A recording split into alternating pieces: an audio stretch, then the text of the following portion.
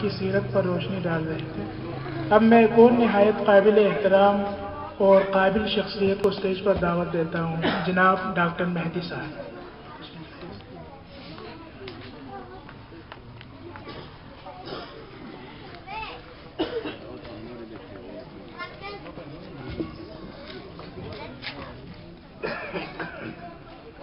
اعوذ باللہ من الشیطان الرجیم، بسم اللہ الرحمن الرحیم، الحمدللہ رب العالمین، نحمده ونستعینه ونصلی علی رسوله الکریم، اما بعد فقد قال اللہ تبارک وتعالی فی کلامہ المجید وفرقانہ الحمید وهو أصدق القائلين. أعوذ بالله من الشيطان الرجيم، بسم الله الرحمن الرحيم، إن الله وملائكته يصلون على النبي يا أيها الذين آمنوا صلوا عليه وسلموا تسليما. اللهم صل على محمد وآل محمد. جناب چیئرمین صاحب، دولت صاحب، ارکان بائیفا بلتستان علی پور اور غلامان مصطفیٰ صلی اللہ تعالی علیہ وآلہ وسلم، السلام علیکم۔ سب سے پہلے ارکان بائیفا کا میں شکریہ ادا کرتا ہوں کہ انہوں نے اس بابرکت محفل میں تھوڑا سا گفت و شنید کرنے کے لیے مجھے موقع فراہم کیا اور اسٹیج پر آنے کی عزت دی۔ میں آپ کا بہت بہت شکریہ ادا کرتا ہوں۔ دوسری بات یہ ہے کہ تمام بلتستان کے لوگ جو محمد مصطفیٰ صلی اللہ تعالی علیہ وآلہ وسلم سے انتہائی عقیدت اور محبت رکھتے ہیں، آج ان کے یوم ولادت کو مناتے ہوئے یہاں پر جمع ہو گئے۔ اس چیز کے لیے پروردگار عالم ارشاد فرماتے ہیں، قل بفضل اللہ وبرحمتہ فلیفرحوا هو خیر مما یجمعون۔ ارشاد ربانی ہے کہ میرے محبوب آپ کہہ دیجئے اپنے امت کو کہ اللہ کے رحمت اور فضل پر تمہیں خوشی منانا چاہیے۔ وما ارسلناک الا رحمتا للعالمین، میرے محبوب میں نے آپ کو پیدا نہیں کیا مگر تمام کائنات کے اوپر رحمت بنا، تمام کائنات کے اوپر آپ کو رحمت بنا کے پیدا کیا۔ اس ہستی کے لیے پروردگار عالم ارشاد فرماتے ہیں، ان اللہ و ملائکتہ یصلون علی النبی یا ایھا الذین آمنوا صلوا علیہ وسلموا تسلیما۔ بے شک اس میں کوئی شک و شبہ کی گنجائش نہیں ہے کہ اللہ اور اس کا رسول اور اس کے فرشتے، اللہ اور اس کے فرشتے اللہ کے محبوب محمد مصطفیٰ صلی اللہ علیہ وآلہ وسلم پہ ہمیشہ ہمیشہ درود بھیجتے ہیں، رحمت نازل فرماتے ہیں۔ اللہ درود بھیجتے ہیں اور اللہ کے فرشتے درود بھیجتے ہیں۔ قرآن ان اللہ و ملائکتہ یصلون علی النبی، یہ صیغہ بیان فرماتے ہیں کہ ہمیشہ ہمیشہ جاری رہنے والی درود بھیجنے کا۔ اور یا ایھا الذین آمنو، مومنو، میرے اوپر ایمان رکھنے والو، تم بھی یصلون علی النبی، یا ایھا الذین آمنوا صلوا علیہ وسلموا تسلیما، میرے محبوب پہ تم بھی بھرپور انداز میں درود اور سلام پیش کرو۔ میرے محترم سامعین، بائفا نے یہ جو محفل قائم کی ہے،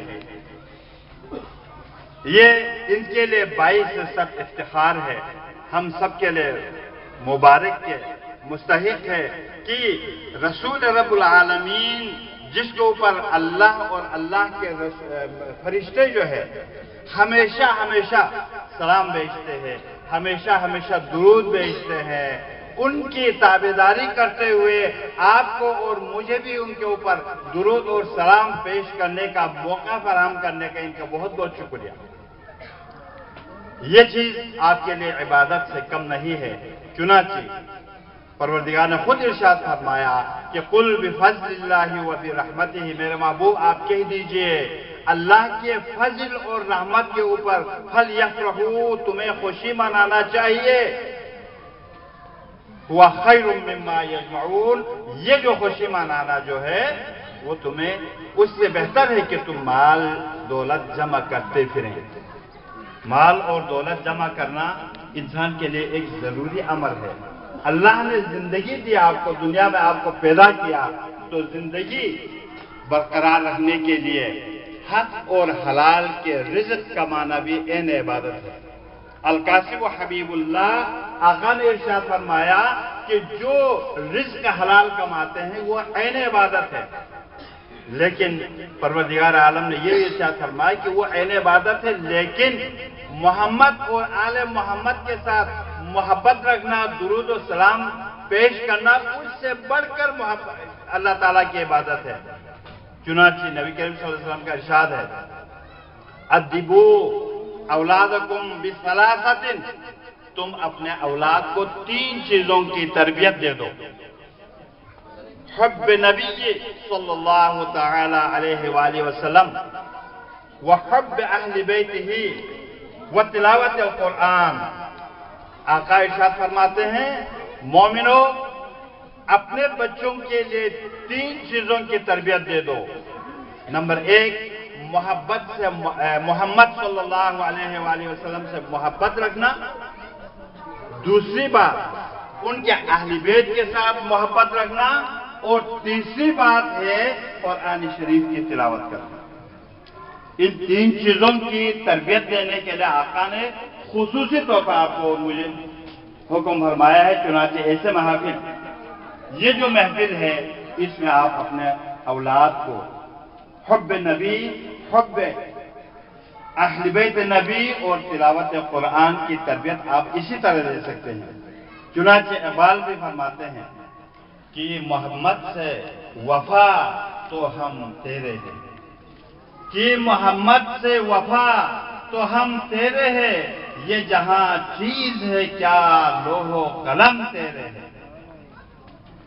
محمد سے محبت کرنا، محمد کے ساتھ وفا کرنا، آپ کی تابعداری کرنا، آپ کے ساتھ مودت کرنا، یہ کوئی معمولی چیز نہیں ہے۔ پروردگار عالم یہی ارشاد فرماتے ہیں کہ محمد سے وفا تو ہم تیرے ہیں، یہ جہاں چیز ہے کیا لوح و قلم تیرے ہیں۔ محمد کے ساتھ محبت رکھنے کے انداز میں آپ کو اور مجھے اپنے اولاد کو اس قسم کی تربیت دے کر محمد اور آل محمد کے ساتھ محبت رکھنے کا درس دینا چاہیے۔ چنانچہ آقا دو جہاں صلی اللہ تعالی علیہ وآلہ وسلم نے اپنی پوری زندگی میں ہمیں یہی سبق دیا ہے کہ ہم ایک دوسرے کے ساتھ محبت کریں، پیار کریں۔ چنانچہ آپ نے تمام انسانیت کو اسلام کی درس دی ہے، اور آپ کا یہی ارشاد ہوتا تھا، یہی فرمان ہوتا تھا، قولوا لا الہ الا اللہ تفلحوا، لوگوں کہہ دو عبادت کے لائق سوائے خدا کے اور کوئی نہیں ہے۔ اگر یہ بات کرتے پھرو گے تو تم فلاح پاؤ گے، کامیاب ہو جاؤ گے۔ آپ سب کو معلوم ہے، ایک دفعہ کا ذکر ہے کہ آپ طائف نامی شہر میں تبلیغ کے لیے تشریف لے کے گئے، آرام سے تبلیغ کرنے نہیں دی، لوگوں نے آپ کو مارا، پیٹا، پتھر پھینکا، کنکر پھینکا، کانٹے پھینکے۔ تھوڑا سا ایک باغ میں آپ آرام فرمانا چاہا تو پائے اطہر سے جوتی جو ہے وہ الگ نہیں ہوا، خون جم گئے تھے، چپک گئے تھے پاؤں کے ساتھ۔ لیکن تمام فرشتے آئے، آسمان کے فرشتے آئے، بادل کے فرشتے آئے، ہوا کے فرشتے آئے، زمین کے فرشتے آئے، عرض کیا آقا آپ کے ساتھ ان لوگوں نے اتنی بے دردی کا سلوک کیا ہے، آپ حکم دے دے تو ہم زمین کے فرشتے اس زمین کو الٹا کر کے ان تمام لوگوں کو ختم کر دیں گے۔ ہوا کے فرشتوں نے عرض کیا ہوا چلا کے ان سب کو اڑا کے لے جائیں گے۔ بارش کے فرشتوں نے عرض کیا کہ بارش برسا کے ان سب کو بہا دیں گے۔ آپ کا ارشاد یہ تھا، میرے پالنے والے میری امت کو ہدایت عطا فرما، یہ لوگ مجھے پہچانتے نہیں، اگر آپ ان کو میری پہچان دے دے تو یہ لوگ میرے ساتھ ایسا سلوک نہیں کرے گا۔ آپ نے بددعا نہیں کی، آپ نے فرمایا کہ پالنے والے یہ لوگ مجھے پہچانتے نہیں ہیں، ان کو میری پہچان عطا فرما۔ اور دیکھیں آپ، بھائی چارہ کا جب وقت آیا، لوگ ہر زمانے میں ہر دور میں اچھے بھی ہوتے ہیں اور برے بھی ہوتے ہیں۔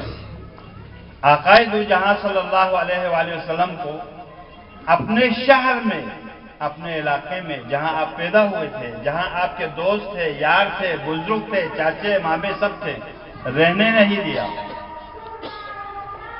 آپ ہجرت کرنے پہ مجبور ہو گئے، آپ ہجرت کر کے مکہ سے مدینہ تشریف لے گئے۔ جب آپ مدینہ پہنچے تو ہاتھوں ہاتھ مدینہ والوں نے آپ کو اٹھایا اور آپ کے ساتھ جتنے بھی مہاجرین آئے تھے ان سب کو اپنے برابر جائیداد میں حصہ دیا، مواخات کی بھائی چارگی قائم کیا آپ نے، اور سب کو ایک انصار اور ایک مہاجر کو بھائی بھائی۔ میرے محترم سامعین، آج 1400 سال گزرنے کے بعد اگر آپ ان چیزوں کو پڑھیں گے، ان چیزوں پہ غور کریں گے، ہم بھی آپس میں ایک دوسرے کو بھائی بھائی سمجھیں گے، تو گویا کہ یہ ایسا ہوگا کہ آپ نے نبی کریم صلی اللہ تعالی علیہ وآلہ وسلم کے ارشادات پہ آپ نے عمل کیا۔ اس کائنات میں لگ بھگ اس وقت 7 ارب لوگ موجود ہیں، لیکن ایسے عالم سائنس نے ثابت کر دیا ہے کہ اتنے عالم ہیں جن کا انسان کو پتہ نہیں ہے۔ ایک عالم کے رہنے والوں کو دوسرے عالم کے رہنے والوں کا پتہ نہیں ہے۔ اس کا اندازہ اگر آپ عرش معلیٰ کے احاطے کا مطالعہ کریں گے تو آپ کو پتہ چل جائے گا کتنے عالم دنیا میں ہیں۔ بہت سارے عالم سے روشنیاں آپ کی طرف آ رہی ہیں، ستاروں سے، جب سے وہ پیدا ہوا اس وقت سے آ رہے ہیں، ابھی تک ہم تک پہنچے نہیں ہیں، اتنے عالم ہیں۔ اب آپ اندازہ لگائیں روشنی کی رفتار ہے، کتنا ہے روشنی کی رفتار؟ 1,86,000 کلومیٹر پر سیکنڈ۔ ایک سیکنڈ میں 1,86,000 کلومیٹر کا سفر طے کرتا ہے روشنی، سورج کی روشنی۔ روشنی کی اتنی رفتار ہے، وہ بہت تیز رفتار ہے، اتنے رفتار سے آ رہے ہیں، ہم تک نہیں پہنچے ابھی تک۔ تو اتنے عالم دنیا میں ہیں، تو میرے آقا کو ان تمام کائنات کے اوپر اور ان پہ رہنے والوں کے اوپر پروردگار عالم نے رحمت بنا کر بھیجا ہے۔ اس لیے فرماتے ہیں قل ان کنتم تحبون اللہ فاتبعونی یحببکم اللہ ویغفر لکم ذنوبکم۔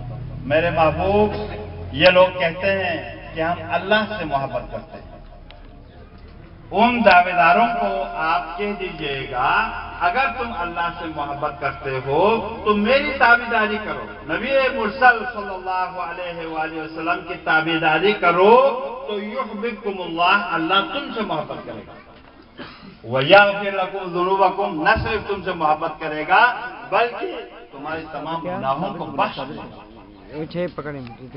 میرے محترم سامعین، یہ ہے میرے آقا کی منزلت اللہ تعالیٰ کے سامنے۔ پروردگار عالم نے ارشاد فرمایا کہ وَرَفَعْنَا لَكَ ذِكْرَكَ، میرے محبوب آپ اس بات پر خوش نہیں ہیں کہ میں نے آپ کے ذکر کو سب سے اونچا کر دیا، جس کے اوپر نبی درود بھیجتے، اللہ درود بھیجتے ہو اور تمام فرشتے درود بھیجتے ہوں، تو اس سے بڑھ کر کس کا ذکر اونچا ہوگا؟